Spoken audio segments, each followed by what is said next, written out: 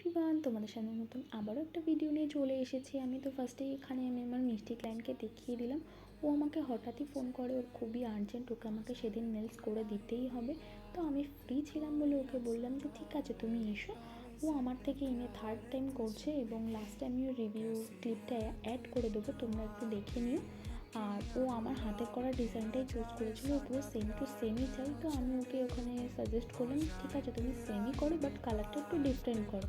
ও বললো যে ঠিক আছে তুমি তোমার মতন করেই করবে। আমি এখানে তাই করছিলাম।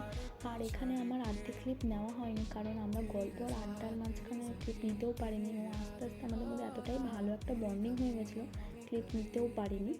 আর তোমরা কিন্তু আমাকে কমেন্ট বক্সে অবশ্যই জানিও যে তোমাদের আমার আর্ট করাটা কেমন লাগলো, এবং তোমরা যদি আমার বেসিক টু অ্যাডভান্স ক্লাসে জয়েন হতে চাও তো সেটাও করতে পারো। আমাদের কিন্তু সিট বুকিং শুরু হয়ে গেছে, এবং তোমরা যদি আমাকে নেলসের জন্য বুকিং করতে চাও সেটাও করতে পারো। এবং আমি এখানে ওর ভিডিও ক্লিপটা অ্যাড করে দিলাম। কথা তো খুব ভালো লেগেছে, আমি বারবার তোমার কাছেই আসি। এত ভালো ফিনিশিং আর লাস্টিং তো খুব ভালো, আমি আগেও বলেছি, এই নিয়ে থার্ড টাইম। আর কি বলবো, মানে রিজনেবল প্রাইসের মধ্যে ফিনিশিং ভালো যদি তোমরা চাও, সবাই তোমাকে যেন অ্যাপয়েন্ট করে বলুন দি, সবাই এসো তোমরা অবভিয়াসলি। একটু হাতটা দেখাও।